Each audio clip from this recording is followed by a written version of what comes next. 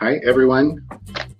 This is Aaron Bannon, America Outdoors. I want to welcome you to another in our series of spring webcasts. I will give folks just a minute to give a few other folks who are still logging on a chance to catch up with our webcast and Phil for a minute while we go there. And I think we're in a good spot. So I will start by just welcoming our panel to this discussion about diversity, equity, and inclusion in outdoor recreation, tailor-made to meet your needs as an outfitter or guide joining this conversation. And we are joined today by Antoinette Lee Toscano, a former IT executive, a business consultant and blogger at the New Normal Big Life blog, producer of New Normal Big Life TV for Culture's Global Multicultural Television, contributing writer at Paddling Magazine, at Culture's Global Multicultural Magazine, creating content for people living in between cultures. Antoinette's the producer of Whitewater TV, where people, places, and products worldwide come together to create an adventure sports community. Antoinette is also a team river runner in Fort Collins, Colorado, assistant chapter coordinator, a contributing correspondent on the Hammer Factor broadcast, a Kokatat national brand ambassador and co-founder of Diversify Whitewater, and finally a Badfish SUP paddling team member. So quite a rundown. We're also joined by Rukmini Halliwell, Senior Advertising Project Manager at one of Canada's largest advertising agencies. Halliwell's experience draws from several advertising, marketing, and communications agencies. She has a long list of high-profile national and international clients in dining, entertainment, corporate, and nonprofit sectors. Last but not least, we have Patrice Palmer, Director of Social and Cultural Inclusion for the College of Business at Colorado State University. It's a position jointly held with New Belgium Brewing Company as their DEI specialist. And Palmer was recognized in 2020 by Hot Culture magazine as one of the most important voices in craft beer for their contribution to diversity, equity, and inclusion within the craft beer industry. Palmer is also the CEO and principal consultant at eRoot Consulting, LLC. This internationally recognized consulting firm works with small and mid-sized businesses like yours to craft, implement, and maintain inclusive DEI strategies. Very excited to have you all here today. Took a minute to get through that. Hopefully everybody can also see the profiles and the bios below. And I'm going to hand over screen power and give Antoinette just a moment to get set up here. And while we are doing that, I will mention that we will have a survey available that will come out following this program in our web follow-up, an email follow-up that everybody will get. This presentation and additional resources will be available in the members section of the AO website. This is a member exclusive event, so we're putting that behind the member paywall. And without further ado, Antoinette and Rukmini and Patrice, I hand it over to you. Welcome. Thank you so much for having us. We have a lot to cover, so I'm going to jump right in. I know you've heard the business case for DEI so many times, but we have a different perspective for you today. For some of you, you haven't started a DEI strategy, and it's understandably why. We'll talk about that in a moment. For many of you, the vast majority of your current customers are white people. And you may be thinking, why should I change? The model's working. They've been coming to my business for years, but even those white populations are changing. So for example, my partner's family is white, but now that I am part of their family, they have a new awareness about BIPOC representation, Black, Indigenous, people of color, BIPOC representation. In the 2010 census, 23% of the US population is a person of color or multicultural. I am Black, I identify as Black, but I am also multicultural. 49%, almost half of all infants under the age of 1 are multicultural. They may look different from me, but they are like me in that they are multicultural.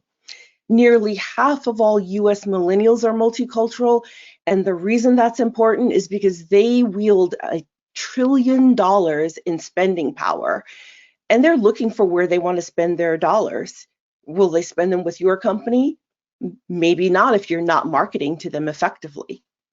In addition to that, in the UK, and the EU, they have similar numbers of multicultural millennials. And why is that important?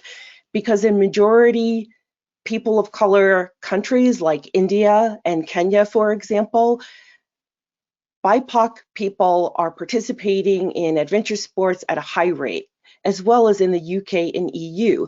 And they plan trips outside of their home country. They could plan a trip to your company, but they are also looking for, will I be welcomed, supported, represented? How does this company meet my potential needs? During the 2020 pandemic, the face of adventure sport participation changed. It's nearly half women of color, most likely Black, Asian, Latinx, or Hispanic. They have slightly more than $100,000 earning potential per year, but a quarter of those participants said they will not continue with outdoor recreation. We need to figure out why and keep them recreating. The biggest threat to the adventure sports industry in the moment is failure to adapt. If you don't evolve, you may not be around for the long haul. Think about Kodak. They used to be one of America's top industry leaders. Today, we barely remember what it is that they deliver. But nearly 29 years, nearly 30 years before the first digital camera came on the market, Kodak had a digital camera in its hands. In 1975, Kodak saw its future and it failed to evolve and it barely survived. And many companies in the film industry did not survive. Will you be like Kodak? Will you see the future and not evolve?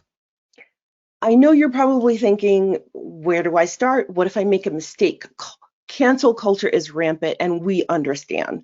Implementing a DEI strategy requires time and knowledge that you may feel that you don't have. But there are organizations who quickly implemented appreciable change towards their DEI strategy, and some of them already had some semblance of a DEI plan, but many of them didn't know where to get started. So we're going to let industry leaders tell you how in 2020, during a pandemic, they helped support 115 Black, Indigenous people of color getting introduced to paddle sports. And your business may not be paddle sports, but what worked for these adventure sports companies can also work for your company. Let's learn how they did that, because they did it through collaboration and cooperation. Let's hear from the industry leaders.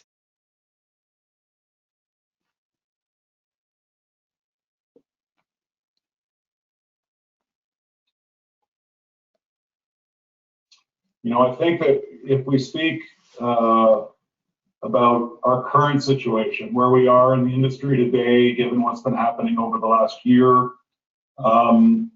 we've seen in the industry a tremendous surge in new paddlers, a pretty significant increase. All of us, certainly all three of these people for sure. Now that is a direct result of some bigger factor that we're all dealing with. However, Kokatat, we tend to look at that, and I'm hopeful that that will be an ongoing trend. It will also be really interesting to look at the statistics over the past year. It'll be interesting for me to understand what has been the corresponding growth within the BIPOC community. And you know, Kokatat, our goal is obviously to give people products that will get them into the sport safely and help them to enjoy and learn and grow. And we participate, as does Max and Shane. I know their organizations do. We participate in programs that build, give people motivation to get into the water. As it relates to the BIPOC community, you were very nice to connect us to Sadat Kawawa, and we actually had gotten information on Sadat a couple of months ago through a couple of our team athletes. But you actually were able to motivate that along for us, and I also think it's going to be really important for us to find people in the community. We do have members of our team that are Latino. We have members that are Asian. But I think it's particularly important to find leaders within segments of the community so other people can see that and see like, oh, that's something that could include me. And we're going to be very focused on programs that will help build that. What you think the state of the industry would be like given the slow growth in BIPOC participation, the decrease in white participation, and then as population numbers change, how will that affect the industry? For the three of you industry leaders on this panel, you don't need to be convinced that this is the right thing to do and that there is a way and a means and a method for your organization to promote diversity. But there are some organizations who are understandably kind of stuck at desire and not moving forward in action. And so hearing how your organization has gotten involved so thoroughly in promoting diversity might move the needle for other organizations who fear they don't have the right words, they don't have the right people, they don't have the right, it's not the right time, it feels overwhelming.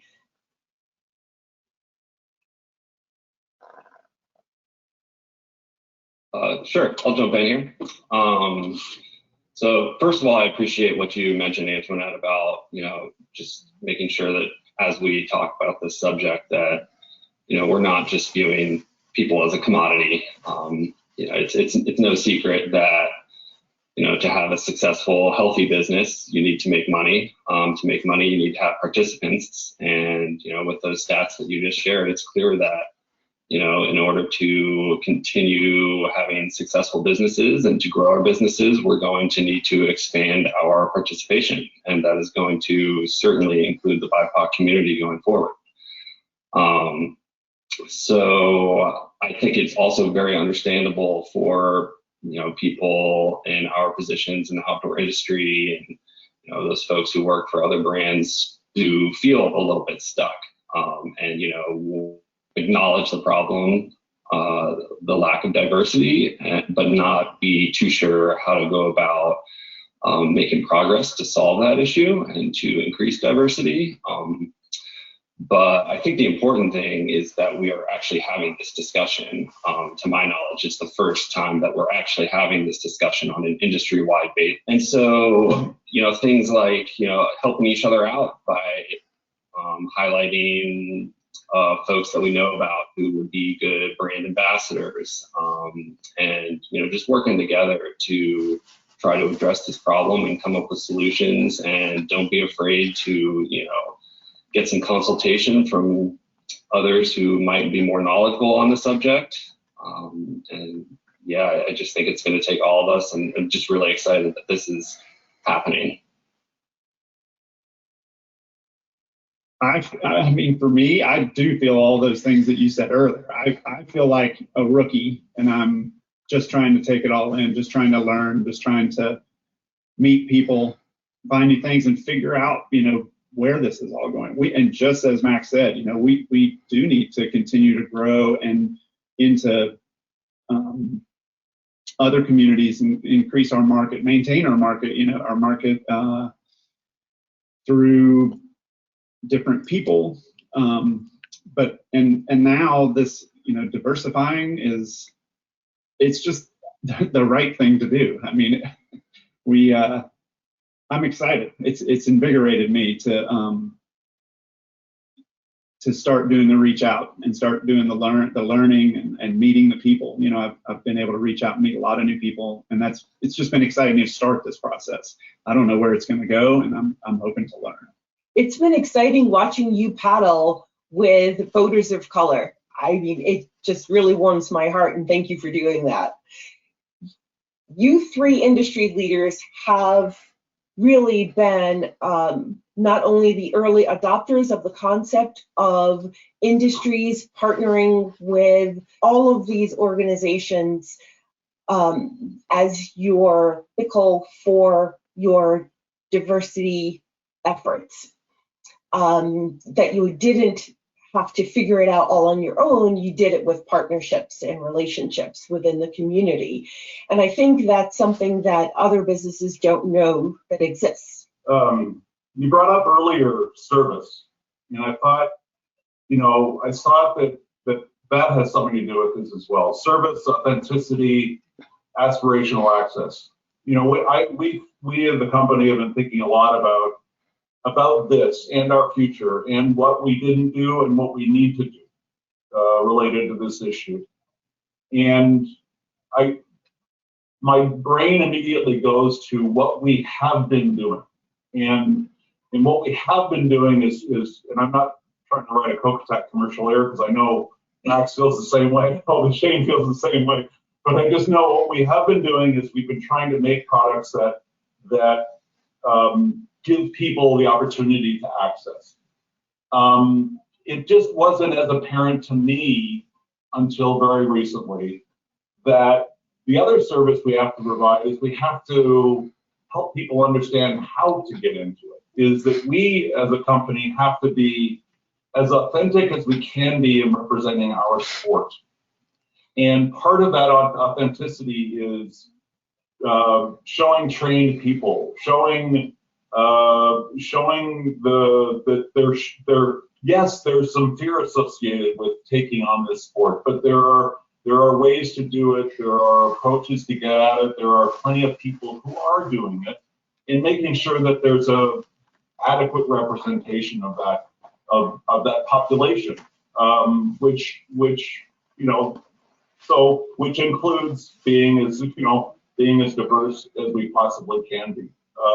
And so as we were trying to determine what do we do now as a company, what the events of last spring, the events that we've seen for so many years, historically, what we really became committed to, what do we do to make sure that we've taken steps and actions towards that service, towards that authentic representation of the brand, and towards giving people the opportunity to move their aspiration into action. Immersion Research put out a statement. Yeah, I think that letter was pretty much just an admission that we didn't really know what to do about this problem that we were all aware of in our industry for so many years, and it really just become the status quo that we,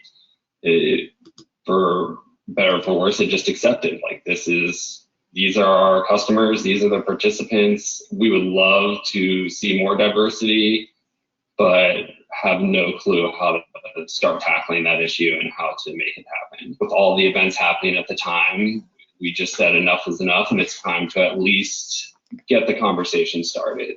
And so I think anyone who read that letter could pretty much take away from it that we didn't know what to do. But the response from it was overwhelming. We got a lot of positive reactions, a lot of appreciation, a lot of advice on where to go from there. We had some negative responses as well, some of which were pretty odd, but that's to be expected.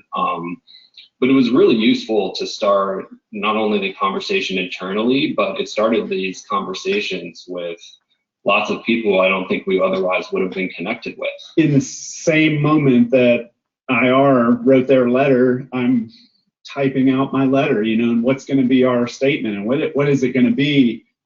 But the letters kept coming from all these different places and all these different people, and I felt very heartfelt what IR was saying. That was exactly what I was feeling, and I was scared. I did not want to present tokenism. I took that little bit of fear and decided I needed to create action. I needed to go find people, find organizations that were trying to doing things, just paddling, that were with people of color and figure out what are they doing? How are they meeting people? What's the, can I help them? Are they, how's this going to happen? And I'm not even thinking of it as a marketing, this is not a marketing plan. This is the right thing to do. And I think that I wanted to create action, and that was the pure motivation. And the company is excited about it, and they're backing me, and what we want to try to do. And that's where I'm coming from. Puckett's had always places that we have certainly for the last 8 or 9 years, placed a very big emphasis on the selection of our representing athletes, whether they be team members, ambassadors, and so forth. And I had a lot to do with that, but my marketing team all had a lot to do with it, because we understood how important social media content was going to become. And we needed to transition to having marketing assets that were flexible, that were represented our company, and so forth. So when we make selections for individuals, we have a number of tiers in our program, and we have a lot of athletes and paddlers and lifestyle people that are involved in those programs.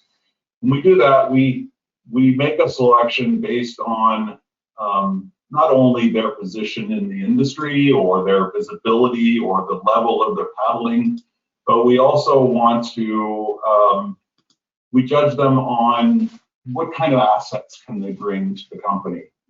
Do they represent our brand well?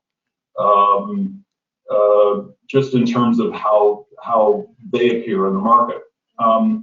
A couple of Latino members of our team. We have a tremendous amount of white individuals on the team. We have Asian, so we have women. We have a number of great women. Because I'm the old white guy in the room, I don't feel comfortable. My brand obviously is not just me, but I didn't feel comfortable. I have a hard time speaking out and pushing it out there. But what I am really excited about is trying to lift up the groups and the organizations and the people that are doing it.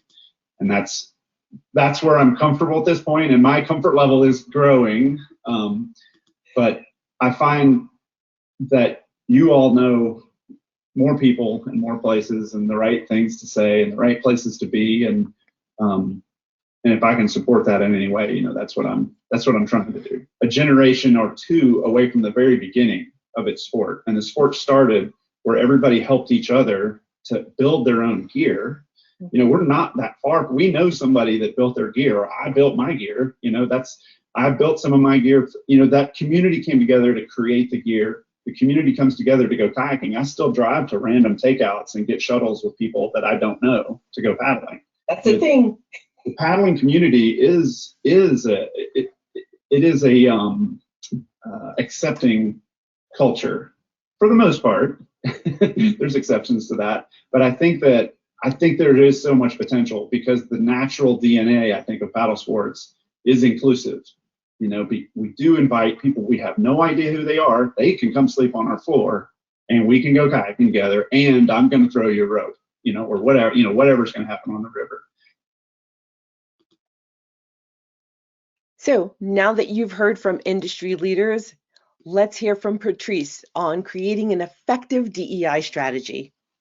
Absolutely. Thank you so much. Again, thank you for allowing us to have this conversation. When you think about creating an effective DEI strategy, the first thing you have to look at is readiness. Are you ready? Because remember, anytime you are implementing something that is different, you are transforming that organization. And there are a lot of folks who may say that in their words, but honestly, they don't feel it. And so it's really getting a pulse on your organization, not just the senior leadership, but middle management, those entry-level workers. Is this something that you all as a company are ready for? It's something that you have to make sure that you know before you move forward. Please make sure to center the most vulnerable and be mindful of the missing voices at the table. A lot of times we get preoccupied by how many folks are actually at the table that we don't hear about the folks who are missing. That may be BIPOC, Black, Brown, Indigenous people of color. That may be women. That may be folks who have a different gender expression and represent the LGBTQIA community. That may be folks who have different abilities and have disabilities. All of these things need to be taken into account when we are trying to make a change. One, because are we ready to center those folks? And two, if we do not center those folks, are we ensuring that we are as expansive as we possibly can be?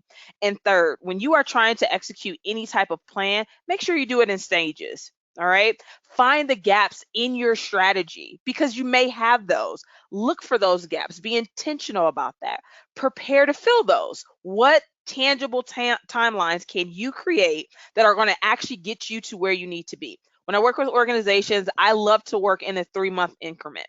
The reason for that is because it lets folks know we're putting work in, but we're seeing something. Remember, 5 to 7 years is what it takes for a culture to actually change. So what are you doing every 3 months that are adding to that change? What are you doing every 3 months that is going to be transformative to your strategy and hopefully become as expansive as possible? And lastly, for here, assess and reassess to make sure that you're actually doing what you want to do.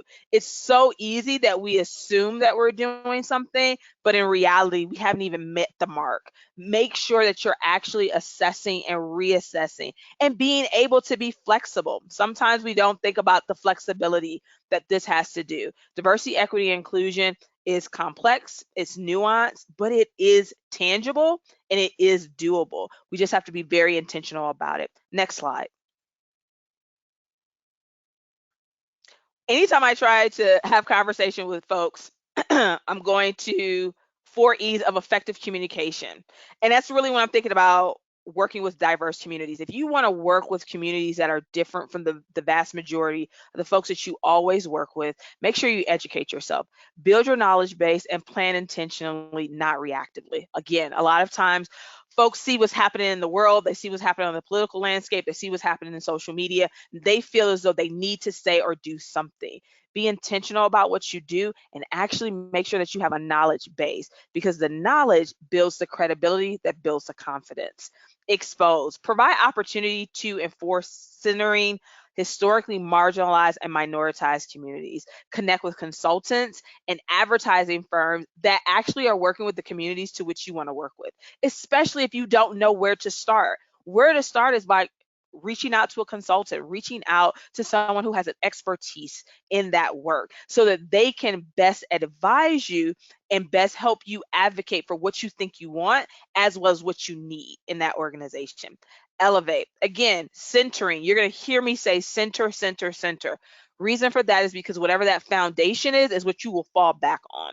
So you have to center those voices and those needs so that you can engage. If you say, hey, I want to work with Black folks, but you don't know that June 19th is Juneteenth, then if you plan something on that day, that could be seen as offensive, because if you knew me, then you would know some of these things that are so sacred and honorable to me. So I'm asking, in doing that, make sure that you know the needs of the community to which you want to engage.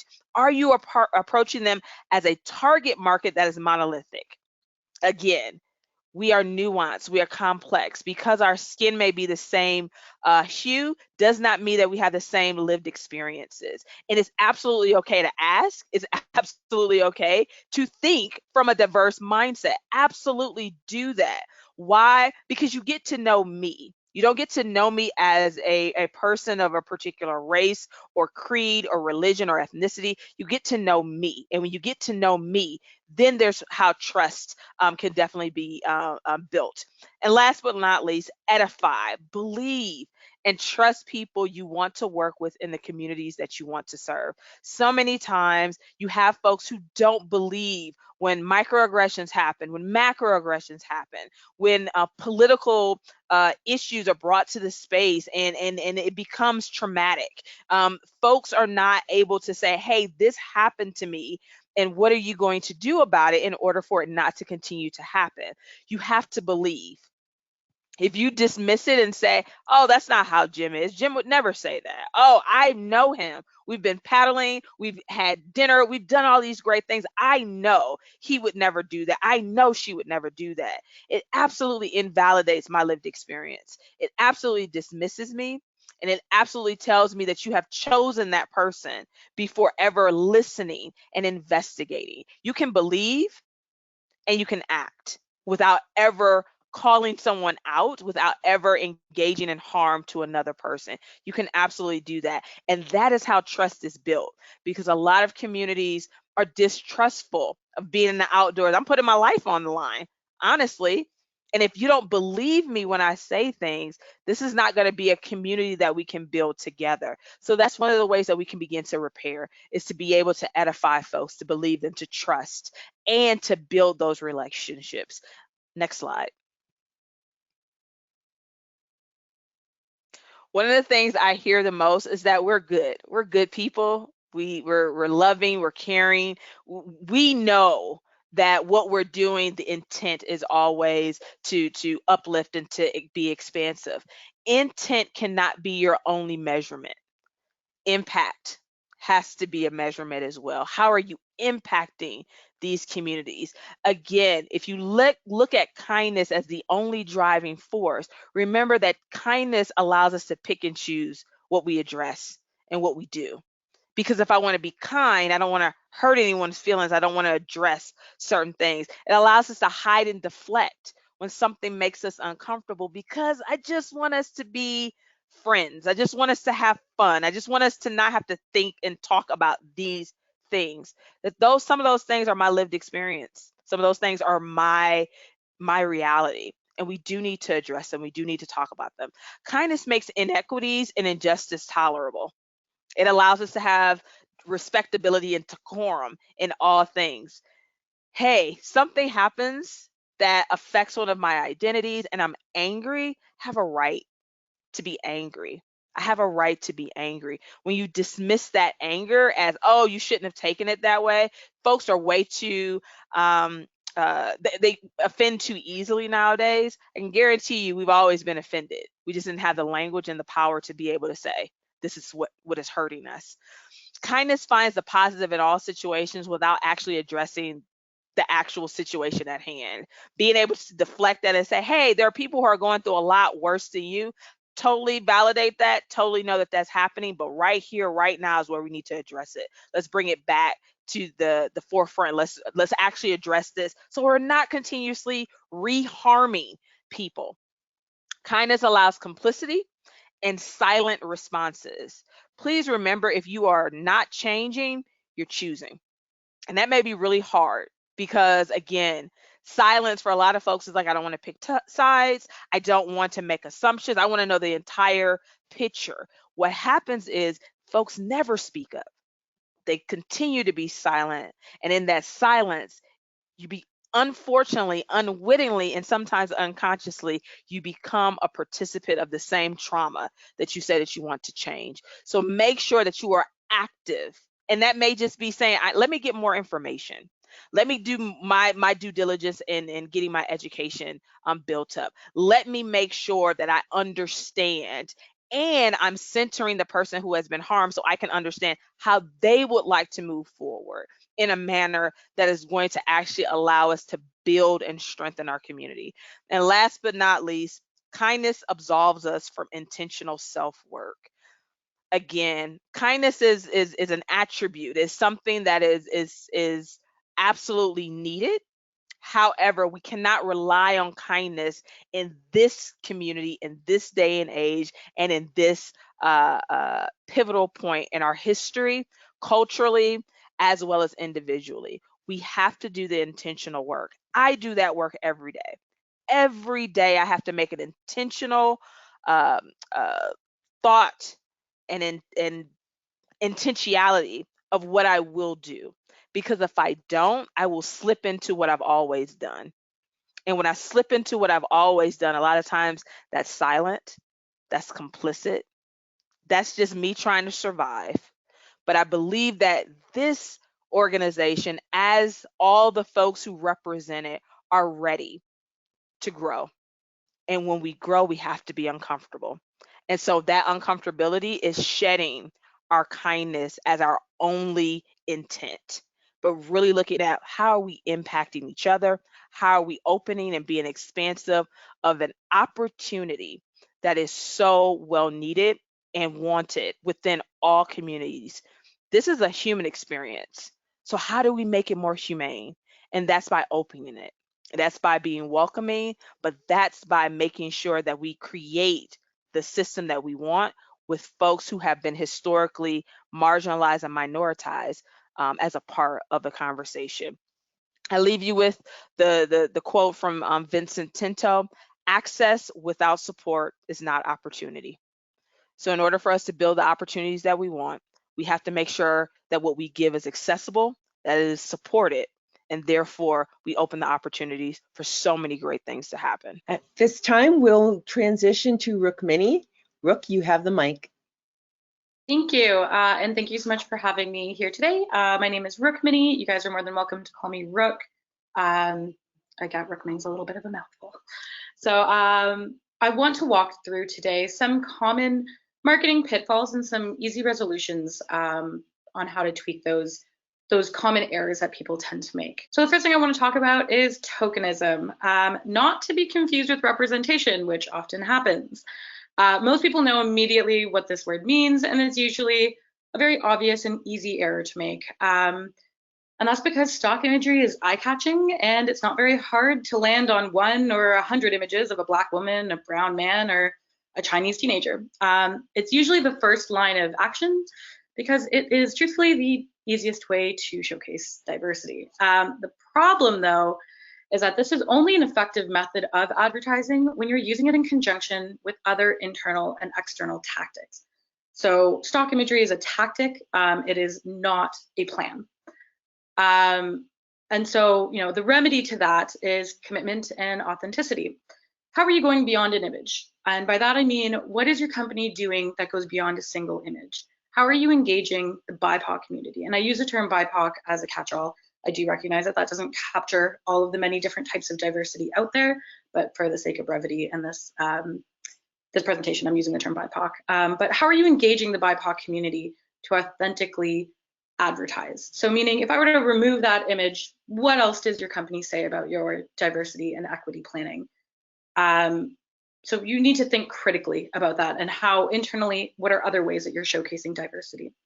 As Patrice and Antoinette mentioned earlier, there's a huge untapped market here. It's in your best interest to advertise directly to your BIPOC community. We want to engage back, and we have money, and we are eager, and why not have this opportunity to grow your business? The way I like to explain stock imagery to a lot of our clients is to kind of put it in this example. You're going shopping, and outside there's a store, and it says 50% off. Shop now. You expect to go inside the doors and you expect to find a few different racks and maybe shop around there. But when you get in, there's about 3 t-shirts and a bucket at the front door. It's not that the sign, it's not wrong necessarily, but it's certainly, I think, misleading. The sign implies one thing, but inside the store doors is another. And this doesn't build trust in your community, and this certainly doesn't build reputation, which ultimately does lead to higher sales, which is, I know, what everyone cares about. It's the bottom line when it comes to companies and businesses. So one example on how you can do that is with external partnerships and relationships. So choosing to ensure that your vendors and partners are equitable. Do you have considerations in place for your RFP processes, for Black-owned businesses, for women-owned businesses, Indigenous, Chinese-owned businesses? These relationships are often ways in which that we can advertise your company without actually spending separate advertising dollars. So for products and services that you're already spending money on, it's important to ask how you're spending that money, because in every step of your business, it's great to have your dollars do double duty. And in this case, you can support and engage in diversity and equitable money exchange at the same time. If you don't mind, the next slide, please. The next thing I want to talk about are committees and employee groups. They can be called action committees. Sometimes they're also called ERGs, which are employee relations groups. And so these are employee-run social responsibility groups that are designed to provide internal consultation within your business. So you can kind of think of this as like a DEI club or task force. The pitfall that many companies fall into in this regard is that they'll often create these groups, which are born of good intention, but unfortunately they die quickly and fizzle out due to a lack of autonomy. So the benefits of these groups are great, but without allowing them to take their feet off the ground, there's unfortunately not much that these groups can accomplish because they basically just become lip service at that point. So the remedy around that is having well-funded ERGs. And so that means having a lead or a senior sponsor to ensure that things don't just sort of get birthed and die immediately. And it's important to have a champion push these changes forward so that the group itself, has budgetary decision-making power, which ultimately having an ERG in place will help the overall internal education of your company and will help avoid those preventable, easy to make mistakes. Think cancel culture. No one wants to get involved with that. Having an ERG is a really easy way to sort of put, another layer there between you and a potential mistake. But they're only really beneficial if empowered to do so. So again, this is another easy way to market yourself without actually spending additional advertising and marketing dollars. So I know that many people here might potentially be thinking that this isn't necessarily a viable option. If you're a company that has, say, 5, 7, 15 employees, it may seem out of reach, but you can certainly scale this down as well, like incorporating a consultant, incorporating external community groups, etc. But remember that internal is not always who's on your payroll. It's who your company has engaged, your consultants, your community groups, the boards that you may sit on to confer with, the partnerships that you create. So don't get too caught up, I think, in this idea of an ERG strictly needs to be internally in your company. I think, in a bigger company, an ERG of course does need to be, but if you are a smaller company, that is something that we can look outside of. If you don't mind, the next slide. So I do want to talk a little bit about fair weather diversity or flavor of the week diversity, bandwagoning diversity, whatever you want to call it. And what this is basically posting or running promotions that are tied to a specific holiday or event. Think Black Lives Matter or Black History Month, Chinese New Year, Diwali, things like that. And the reason many people fall into this trap is because it's easy and it is surface level diversity. And it's also pretty easy not to screw this one up. If I say Chinese New Year, pretty much anyone can slap a red dragon, do the red and gold branding, and it looks very conscious and it looks very inclusive. And it is very well intentioned, but it is tone deaf. And the way to remedy this is, again, going back to that first point of consistency and commitment. The problem with this is that you don't talk to these groups the other 364 days of the year. How are you speaking directly to these groups throughout the year? How are your advertisements and branding targeting these groups when it's not Diwali? This style of event-based promotions isn't a bad thing, to be clear. Much like stock, it's another tool in your toolkit. It is not a sole plan on its own. So think of it as a tactic. And when you do it as a complete plan, it becomes extremely transparent, much like stock photography. As well as going diversity within the company. And I'm going to preface this by saying I know that this is harder to say than it is to do, especially if you're a smaller organization. I come from a family business, so I know, I was born and raised in a small company. But it's really important to have your internal company reflect your public persona. Otherwise, to be honest, you're really just you're just wasting a lot of money on stock imagery for something that most people can very easily find on your About Me section of your website. And this can be a long-term commitment, but the important part is if you incorporate this into your mission statement, talk about it. Because again, this is another very easy way to advertise your diversity and equity plans without spending money on, say, a billboard. And internal development, and not to be confused with affirmative action, which I know can be a very loaded term depending on where you are. But rather look at this as an exercise, an internal exercise of critical evaluation, looking inward into your company to support and develop diverse talent. What a lot of people tend to overlook, I notice, is that your employees are effectively your brand ambassadors. They're the ones engaging on your social media, they're wearing your gear, they're talking to their friends, they're repping your company. And they're the ground floor spokespeople of your company. And having a diverse employee group breeds diversity across the levels. Having a pyramid structure of your company and having the bottom part diverse only doesn't really help a lot of the decision making in your company.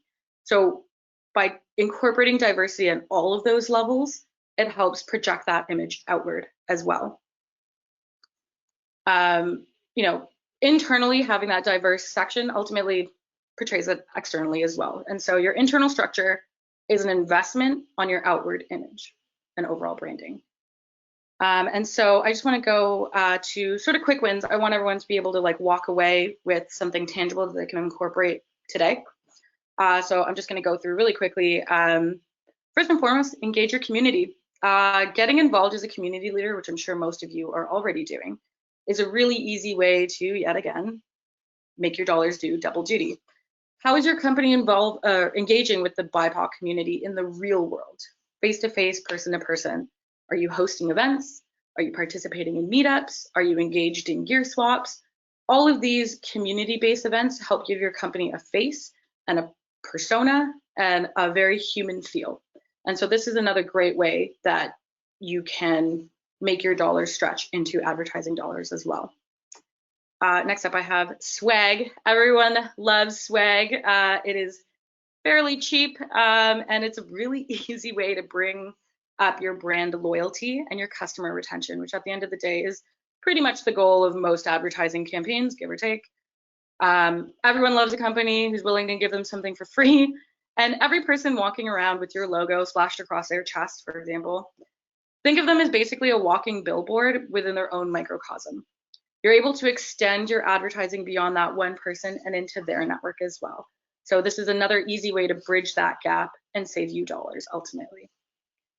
Social media, which I know everyone knows, obviously, I think at this point, but social media is free for the most part, depending on how you use it. And there are a ton of apps available to help anyone who isn't maybe the most tech savvy out there. And remember that you're already doing all of the work. You don't need to have Patagonia level professional photography. If you want to, that's amazing. But you're already doing all of this work. All you need to do is just document it. So, if you're doing a small scale community meetup, use the tools that all of us already have right here in our pocket. That's all you need. But document it, do lives, do Q&As, engage in your following. Social media is basically a giant megaphone that you get to hold for free. So utilize that as a tool. And talk about the diversity and the equity and the DEI commitments that you've made in your company. Because you can make these changes internally, but it's also important to let other people know that those are the changes that you're making as well. And finally, brand ambassadors. I know probably everyone's using this as well, but this is a really easy way to use what you already have. Again, product in exchange for content is a great way to build a library of usable advertising that's authentic and has low overhead cost. In today's world, you should be paying your brand ambassadors.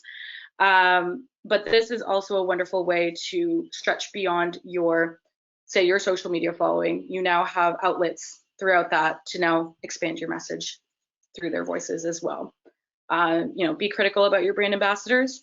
Make sure that the people that you're choosing to use and engage with are people that you want representing your brand and fulfill your values as a company as well.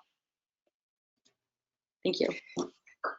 Thank you, Rukmini. At this point in the webinar, it is all about you. This is a safe space where you can be vulnerable in your questions, and we'll give you our professional advice coupled with lived experience.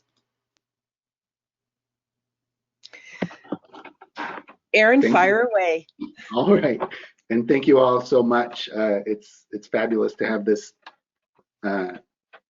this high caliber panel to help us grapple with some of these hard questions. And I have a few of my own, so I hope I can whittle them in as I address what other folks would like to discuss. So we have a question about disabilities. And so as you're sort of, looking at the various, communities and audiences that you want to engage, I think this is an interesting question. Antoinette, you and I were actually knocking around this one just yesterday as we were prepping for this. And I think this question comes from a perspective of balancing a desire to reach out to communities with disabilities against the risk, or the risk management decisions you're making with your own organization.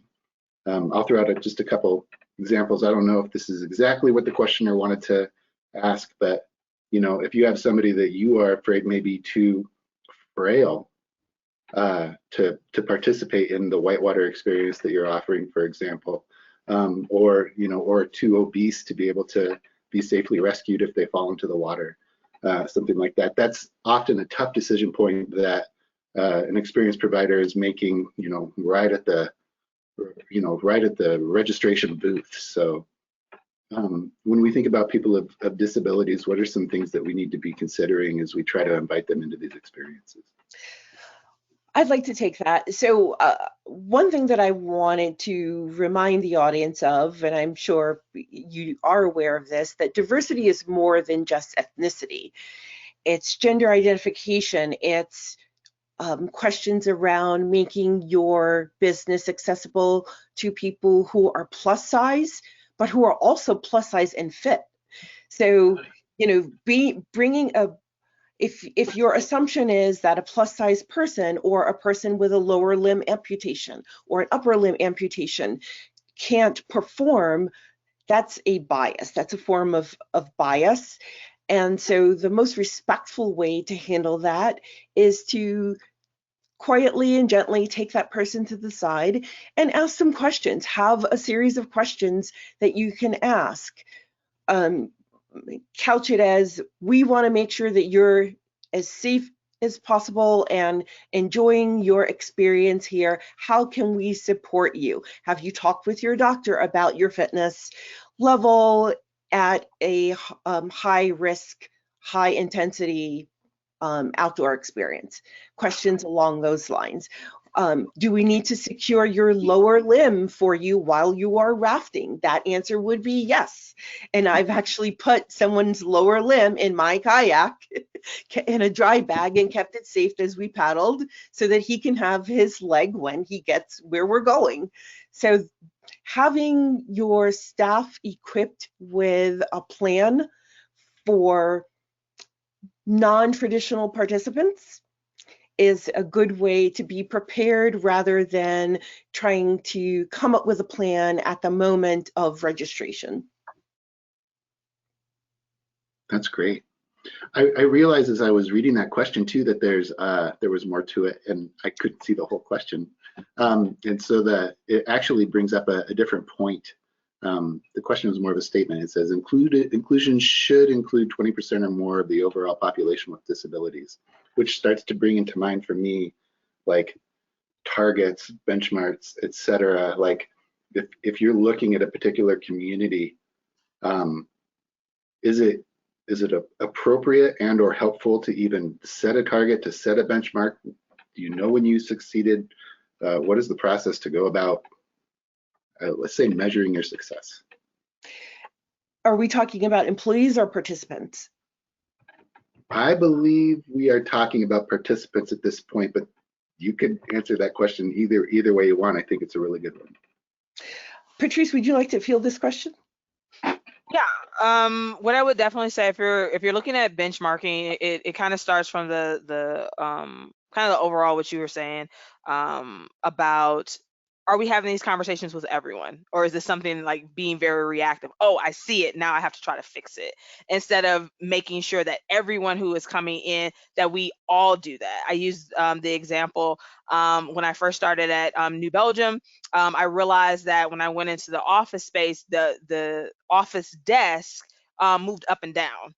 And I was like, oh, this is really cool. I really like the fact that you can have a standing desk if you want to. And they were like, yeah, we have standing desks because a lot of people don't like to sit for long periods of time. And I said, oh, well, I actually thought you created the desk for people who have to be at a lower seated position. So because it went down low enough, and they were like, we didn't even think about that. We thought about the people who were standing. We never thought about the people who were sitting. And I was like, yeah, if you created it for the people who were sitting, guess what? The people who are standing can actually utilize it. So I say that I take that same thing when we're talking about ensuring that folks are able to get things. There is a way, if you center the most vulnerable, that everyone can still have access. And so I say that as you are looking to do that, What are you creating? What initiatives are you creating with marginalized folks in mind? Because if you do that, then everyone can actually take part in it, because the folks who would be most likely to not be able to are the folks who are being centered. So that would be my first thing in looking at any type of initiative. Are you trying to ensure, again, those voices that are historically missing, can you hear them in that initiative? Can you hear it in the program? Can you hear it in the spiel that you may do when you are telling folks, okay, here are the pros and cons, and this is what we're doing for the day? Have you ensured that folks feel safe in that?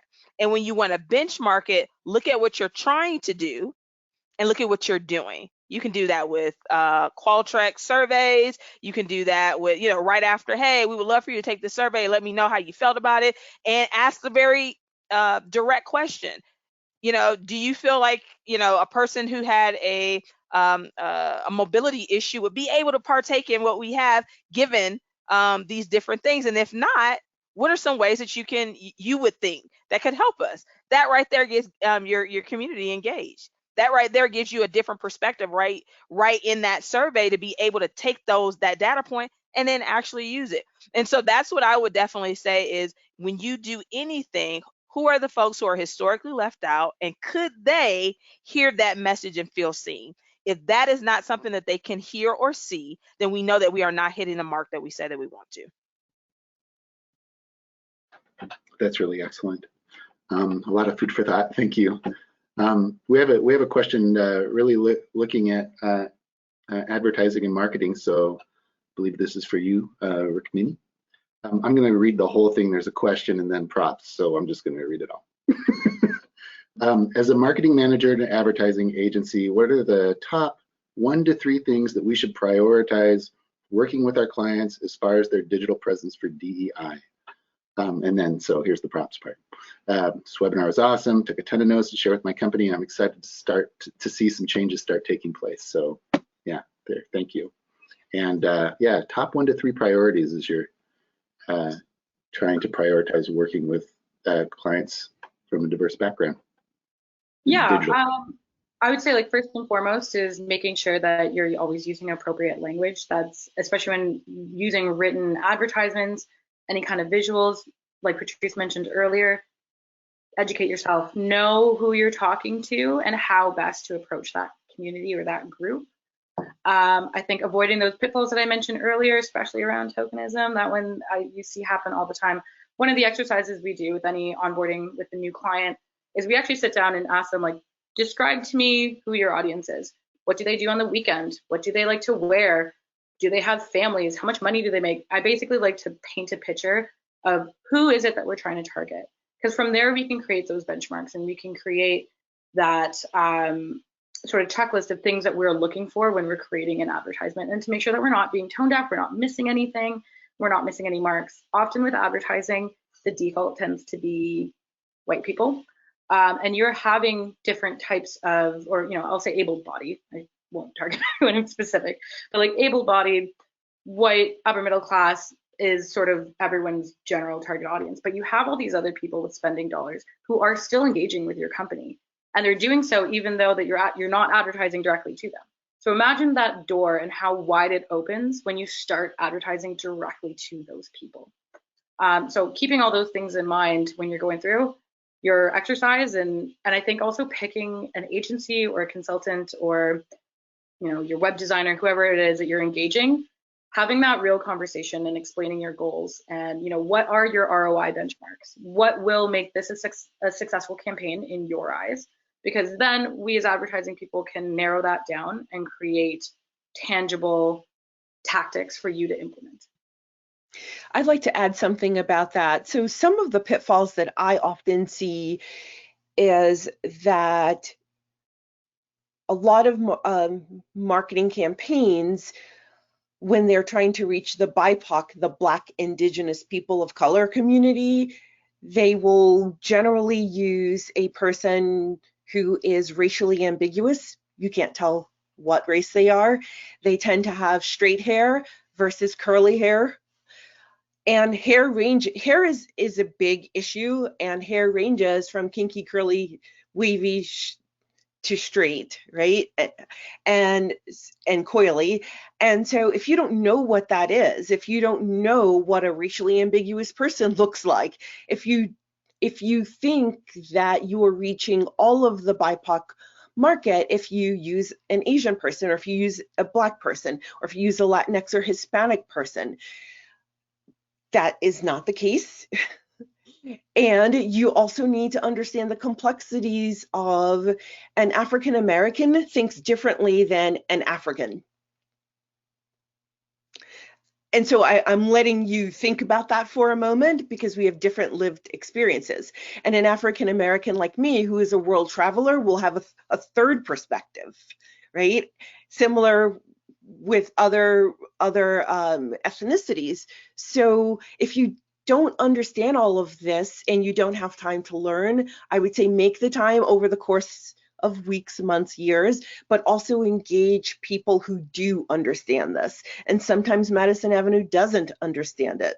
So having someone like Rukmini who understands all of these concerns is important. And the other thing that I wanted to mention is that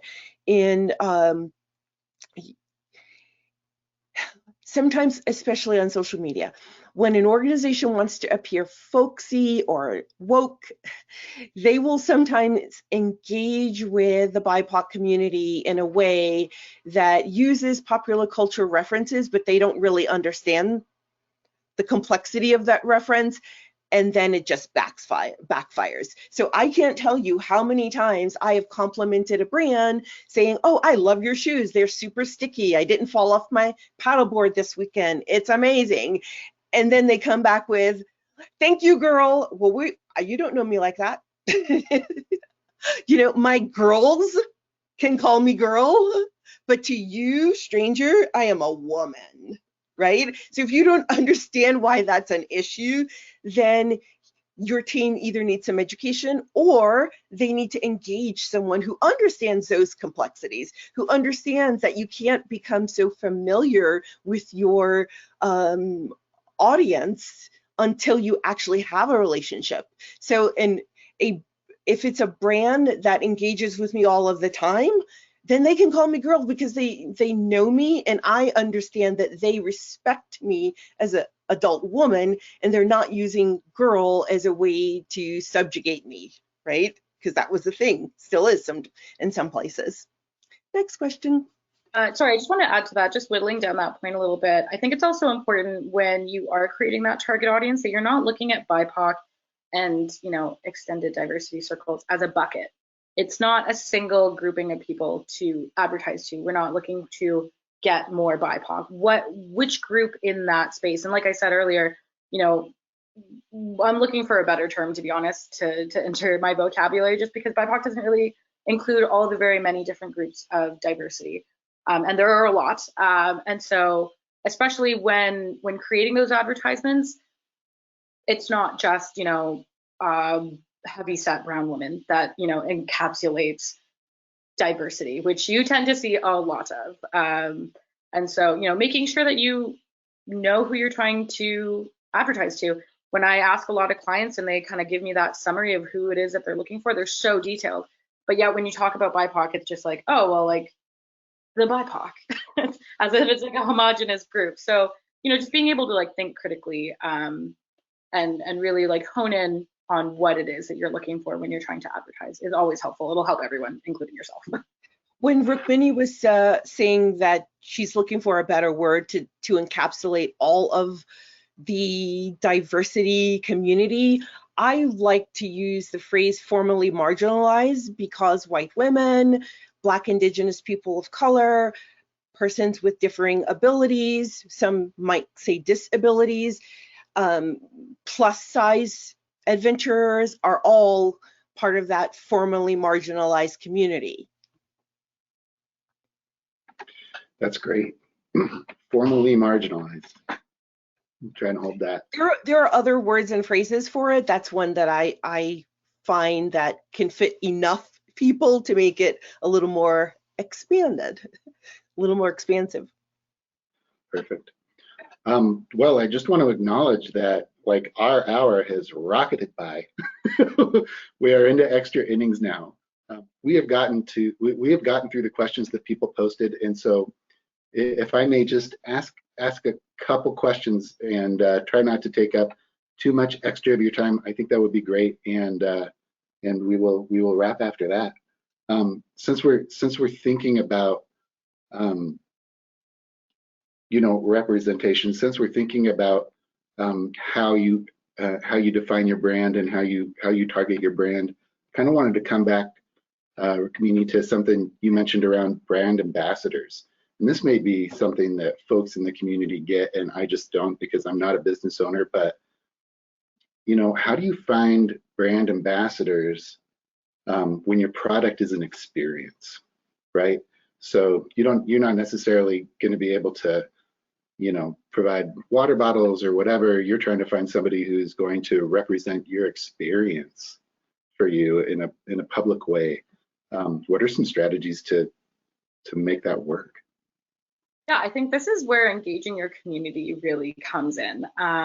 Being able to provide, there's a lot of strategies within brand ambassadorship to begin with. It's not necessarily a tangible product all the time.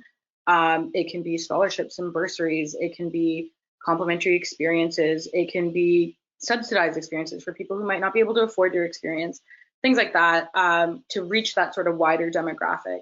The thing with brand ambassadorship is that it's still relatively new in the digital space nowadays. The best way to do it, I've been noticing, has been really engaging heavily with your social media followership.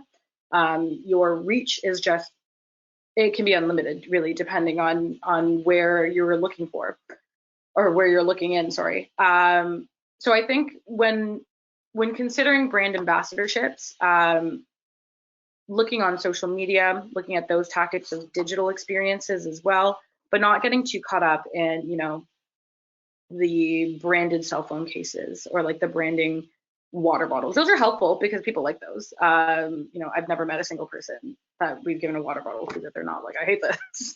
So, I think certainly honing in on what your experience is, what you're offering, and how you can translate that into a lived experience as well for someone else. I'd like to add a few things when it comes to brand ambassadorships, especially since I rep a couple of brands. But so one of the mistakes that is come to the forefront in terms of brand ambassadorship is that many companies have only used professional models who, outside of being paid to come to your dude ranch or your take a raft trip with your organization or stay at your hotel, they probably would not, in a lot of cases, enjoy that experience. And it kind of comes through in the photographs, because people who enjoy that experience know that when you're in certain stages of an experience, the look that the model has on their face is not the look that the real participant would have.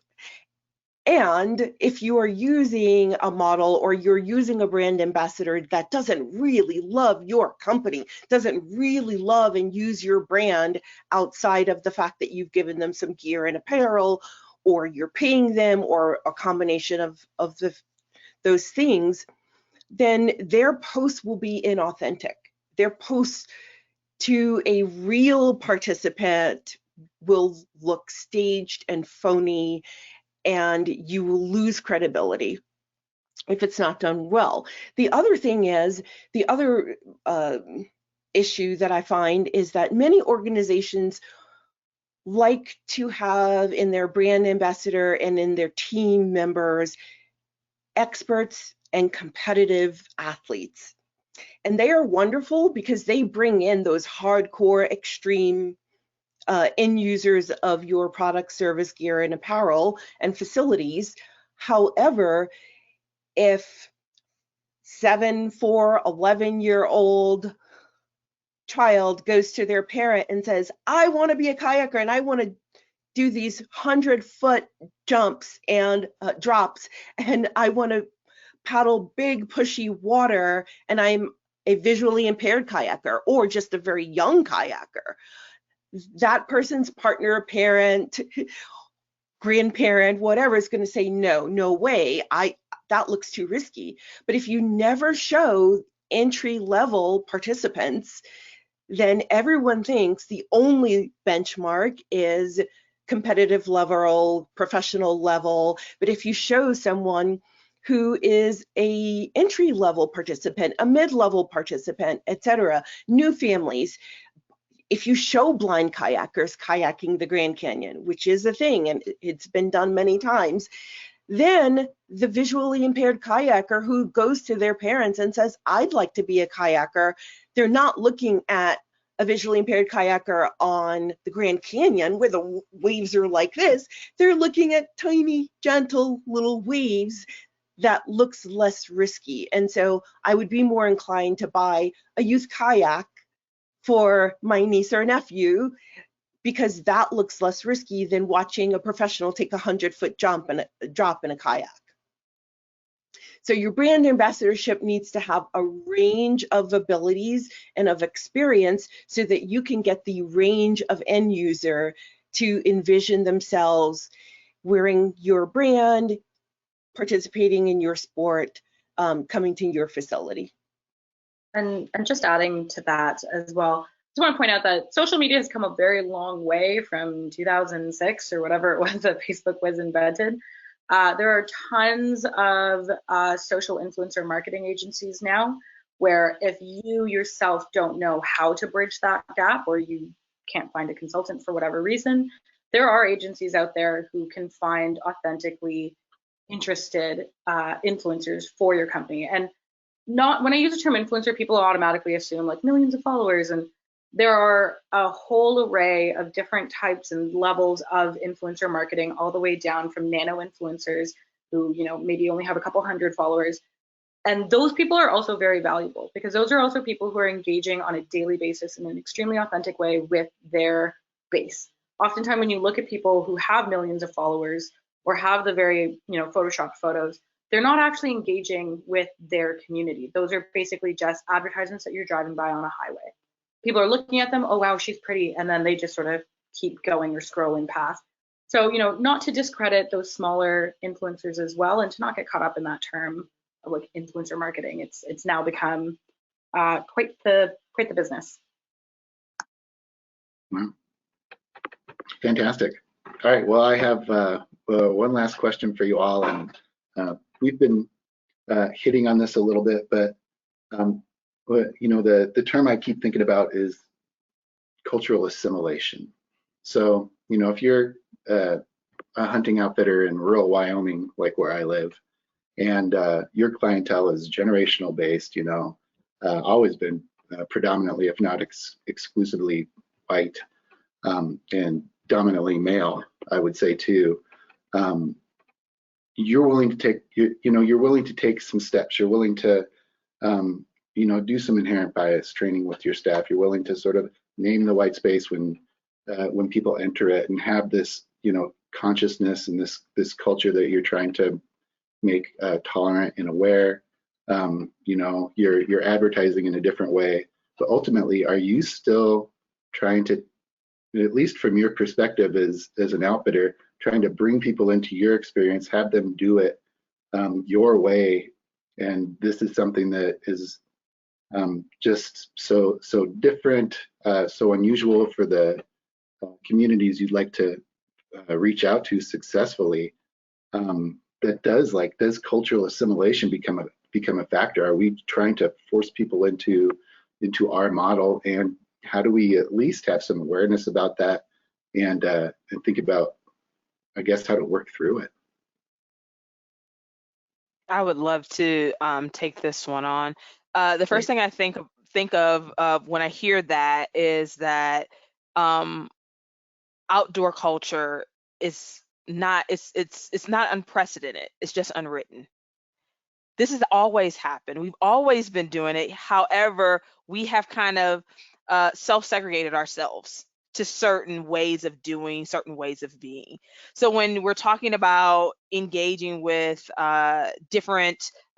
engaging our staff around different types of people and things like that, I think it's the approach that we take. And the approach is hopefully an expansive approach. That expansion is, this is something that we love, that we care about deeply, that we have devoted our lives to. And we love the fact that other people get to take part in that. What can we do to ensure that more and more people get to take part in that? How cool will it be? Can we have that type of conversation rather than making it feel for some folks as though we are forcing them to do something different, when in fact what we're really trying to do is be as expansive as possible. One, because we recognize, as already stated, we have a business case for DEI. For our business to succeed, for us to continue to do the great things that we do, we have to be expansive. We have to be transformational. That doesn't take away. And again, I think when we talk about DEI, a lot of times, a lot of people feel like they're going to lose something if more people are at it. And that's not the case. And that's not what any of us, as we work with various different companies, we never say that. We're like, you want more people, you want to grow, but you want to grow effectively. You want to grow authentically. You want to continue to say, this is our value, this is our objectives, these are our mission. And we're also ensuring that more and more people have this. I always look at it from a leadership lens. DEI is absolutely a tool that you would need to hone as a leader. If you all are leading different folks out into the wilderness, if you're making sure that people are safely engaging in a great pastime, then as leaders, we have to be responsible about who is there, their safety, whether that's psychological safety or physical safety. We have to also be aware of how the things that we utilize every day can actually be utilized by all the participants that we have. So this is really thinking of it from an expansive perspective, it's thinking of it from a transformational perspective, but more importantly, it's talking about how we are going to grow bigger and better. Because how cool will it be for like the average person in Detroit to say, yeah, I hike every week, like I make sure I'm getting out here hiking. It helps with our well-being. It helps with our respect and sacredness of nature. All of those things come into play that we are inadvertently helping. And so the only way that we can absolutely do that is by, one, equipping our staff to be the leaders that we say that we are, to follow the mission and the values that we say that we have, to actually uphold and uplift and edify the things that we say we hold sacred and most important in our organization. And that is for folks to be able to engage and enjoy the outdoors in a safe as well as a enjoying opportunity for all. Because I don't think anybody, even if everyone in your that you took out for that day looked exactly the same, sounded exactly the same, had all the same lived experiences, you would still want to make sure that everybody had a great time. That's what you would want to do. So why aren't we making sure of that by equipping ourselves with the knowledge to make sure that everybody has a great time? So that when something happens and someone says something and they step in it, because it will happen, you feel confident to say, hey, that happened, let's address it, let's move on because we got some stuff to do. And folks be like, yeah, that did suck, and I'm glad we addressed that, let's move on. Like, those are the ways that we do that. That's that psychological safety that we want to also make sure that folks have. But yeah, I really want us as a community to think about this as a leadership opportunity as well as a more expansive view. DEI doesn't have to be burdensome. It should hopefully lift burdens. And if we do it the right way, it absolutely will. And I wanted to add something here. If you attract me, and this is actually one of my dream vacations, is to go on an authentic cattle drive. I actually live across the street from a cattle ranch, and I would love to go on a cattle drive. And so if you attract me as a Black multicultural woman to go on a cattle ranch at your company, and I sign up and I bring my friends and family, and we're making it a whole thing of it, the whole weekend or week, I'm expecting a authentic cowgirl experience. I'm not expecting anything other than what you deliver because I signed up for what you deliver, right? So that's the perspective that I'm coming to your organization with. And as Patrice said, just make sure I have a good time in addition to other people, right? And the other thing that I wanted to say about that is that sometimes at an organization, you will do all of the right things, you will attract the customers that you're wanting to attract, you will attract the employees that you're wanting to attract. But what I have heard, because I host DEI conversations on Clubhouse every last Thursday of the month from 6 p.m. to 7 p.m. Mountain Time, and it's free. Anyone can log on, ask questions, or contribute information, or bring a problem to the group. We're pausing it until September because everyone's out in nature right now. But one of the things that comes up often is that organizations will hire, for example, a Black male raft guide. And when boats are assigned and customers are moving to the boat, they noticed that their guide was Black. And they very loudly asked to speak to a manager. A manager came over, and then they said to the manager, I want someone who's actually qualified to do this. And the manager said, I'll find you another boat. That's the wrong response. The correct response is, this particular guide in question was actually their most experienced guide, and they should have explained that to the customer and then offered a refund if they did not want to be in that person's boat, because that's standing by your employee. What that business who just said to the customer, I'll put you in a different boat, is that I agree with you that this is not an experienced and qualified raft guide.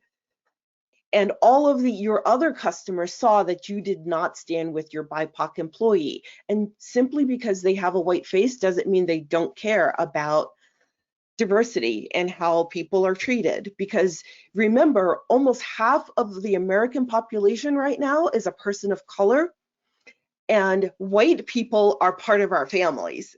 I have white people in my family.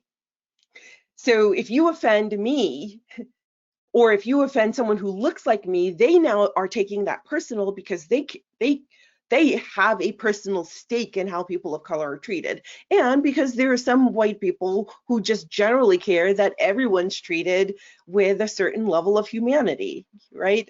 So, or are having their humanity acknowledged. So these are important concepts to remember as you're expanding diversity amongst your staff.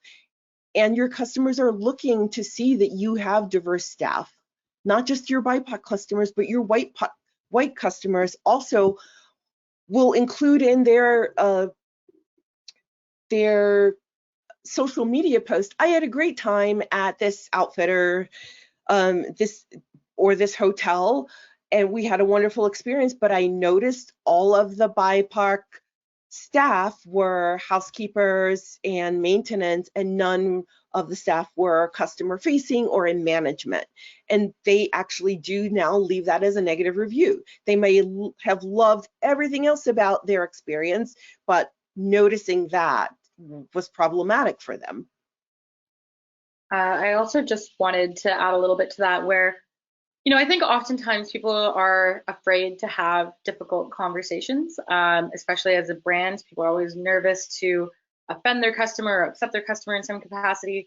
But, life is full of difficult conversations, and you can absolutely have these conversations in a professional and, easy-going kind of way. Ask anyone in the service industry, I'm sure they've had 101 difficult conversations.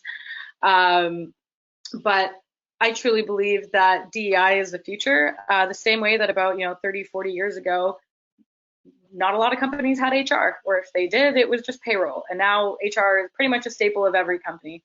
I think you will probably see that moving forward, with DEI becoming a staple, or at least a consulting position of some capacity in almost every company.